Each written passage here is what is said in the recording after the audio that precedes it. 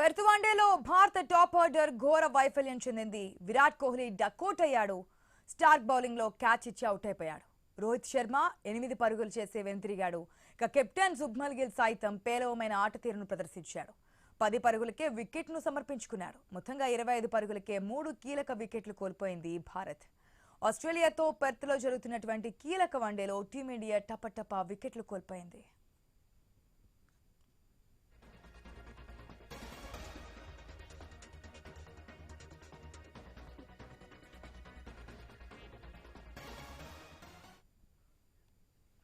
Perth వన్డేలో భారత top order ఘోర వైఫల్యం చెందింది. విరాట్ కోహ్లీ డకౌట్ అయ్యాడు.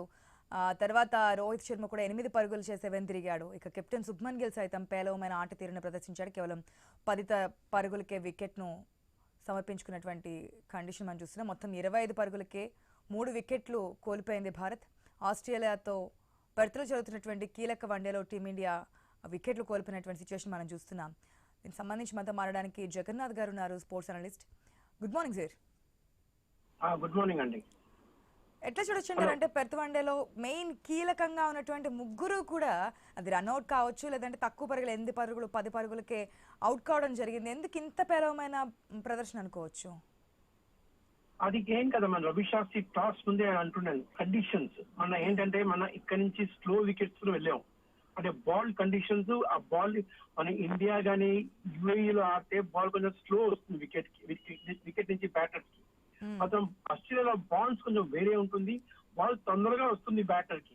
సో అడ్జస్ట్మెంట్ చాలా టైం పడుతుంది. మన ఇండియన్ టీం 3 రోజులే వెళ్ళారు, అక్కడ పర్త్ లో ప్రాక్టీస్ చేశారు. బట్ ఆ కండిషన్స్ డిఫరెంట్ గా ఉంటాయి. మీరు చూసారంటే హేజల్వుడ్ ఇంకా స్కాట్లాండ్ బౌలర్స్ వాళ్ళకి మంచిగా కండిషన్స్ ఇంకా సీమ్ వికెట్ మీద యూజ్ చేసుకుంటారు అనమాట. వాళ్ళకి తెలుసు అలా బౌలింగ్ చేయాలో. వాళ్ళు అందుకే మిషెల్ మార్ష్ టాస్ గెలిచిన వెంటనే ఫీల్డింగ్ చేస్తున్నారు. ఎందుకంటే వాళ్ళకి తెలుసు ఈ వాతావరణంలో బాల్ ఎక్కడైతే స్వింగ్ అవుతుందో బౌన్స్ కొంచెం ఎక్కువ ఉంటుంది, దాంట్లో ఇండియన్ బ్యాట్స్మెన్ కొంచెం స్ట్రగుల్ అవుతారు. ఇక్కడ టైం పడుతుంది అనమాట. ఇండియా వచ్చి తొందరగా వెళ్ళి అక్కడ ఆడిచి 3 రోజుల తర్వాత ఆడిందంటే చాలా కష్టం. ఆ పిచ్ అనుకోవచ్చు.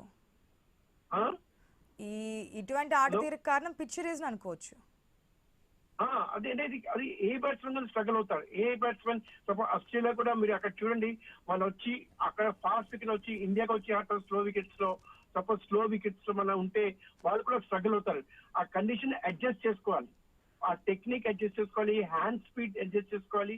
ఇంకా బ్యాటింగ్ ఆ కండిషన్ ముందుకెళ్ళాలో వెనుకెళ్ళాలో చాలా కష్టం ఉంటుంది అనమాట. అందుకే విష్ మార్స్ టాస్ గెలిచిన వెంటనే ఫీల్డింగ్ చేశారు. అందుకే గిల్ కూడా చూడండి, వాళ్ళు డ్రైవ్ చేసుకొని చాలా ఇబ్బంది అవుతుంది అనమాట వాళ్ళకి. మరి బాల్ తొందరగా వచ్చేస్తుంది బ్యాట్ కి. మీరు అందుకే కోహ్లీ గానీ స్ట్రిప్ లో క్యాచ్ ఆడడం, మన రోహిత్ శర్మ గానీ చూడండి, they were out beaten by pace and swing మాట. కానీ కోహ్లీ కావచ్చు, రోహిత్ శర్మ కావచ్చు, ఇది డూ ఆర్ డై లాంటి మ్యాచ్ కదా. సో అది తెలిసి కూడా ఈ విధంగా అది ఎనీ ప్లేయర్ అండి. ఫస్ట్ మ్యాచ్ కొంచెం మనం ఇచ్చి కొంచెం వాళ్ళకి ఏంటంటే ఏ ప్లేయర్ అయినా, ఎంత పెద్ద బ్యాట్స్మెన్ అయినా, సచిన్ టెండూల్కర్ కానీ ఎంతైనా టైం పడుతుంది కండిషన్స్ కి. అంటే ఏంటంటే హ్యాండ్ స్పీడ్, ఆ టెక్నిక్, క్విక్ మూవ్మెంట్, బాల్ తొందరగా వస్తుందన్నమాట. అందుకే మనకేం తెలీదు ఎంత స్పీడ్ గా వస్తుందో. 300 నెక్స్ట్ మ్యాచ్ నుంచి వాళ్ళు బాగా ఆడొచ్చు, బికాస్ వాళ్ళకి తెలుసు అలా ఆడాలో. అందుకే ఏం చేస్తారంటే వాళ్ళు ముందు అంటే పాతకాలంలో 3 రోజుల ముందు కొంచెం 10 రోజుల ముందు వచ్చి ప్రాక్టీస్ చేస్తున్నాడు. ఇప్పుడే లేదు, 3 రోజులు వచ్చి వెంటనే మ్యాచ్ ఆడతాది. చాలా ఇబ్బంది అవుతుంది అనమాట. అందుకే మనం టైం ఇవ్వాలి రోహిత్ శర్మకి, కోహ్లీ. ఎప్పుడైతే 3 మ్యాచ్ ఫెయిల్ అవుతే అప్పుడు క్వశ్చన్స్ వస్తాయి అన్నమాట, వీళ్ళు ఇంకా ఆడచ్చా లేదా అని. టాస్ కూడా కీ అనుకోవచ్చా జగన్నాథ్ గారు? ఏంటండి టాస్ కూడా కీ అనుకోవచ్చా? అంటే టాస్ ఓడిపోవడం వల్లే కదా ఇప్పుడు వెంటనే అక్కడ మనం బ్యాటింగ్. టాస్ చాలా క్రూషియల్ అమ్మా. టాస్ అదే ఇండియా టాస్ గెలిచితే వాళ్ళు కూడా ఫీల్ చేసేవారు. సో ఇక్కడ సీమింగ్ కండిషన్స్, బాల్ చాలా మూవ్ అవుతుంది, చాలా తిరుగుతుంది, ఆ వికెట్ కూడా చాలా బౌన్స్ ఉంటుంది అన్నమాట. కొంచెం అడ్జస్ట్మెంట్ టైం పడుతుంది. మన అంత ఏంటన్నా కోహ్లీ ఇంకా శర్మ అవుట్ అంటే సంథింగ్ ఇన్ కండిషన్స్ అన్నమాట.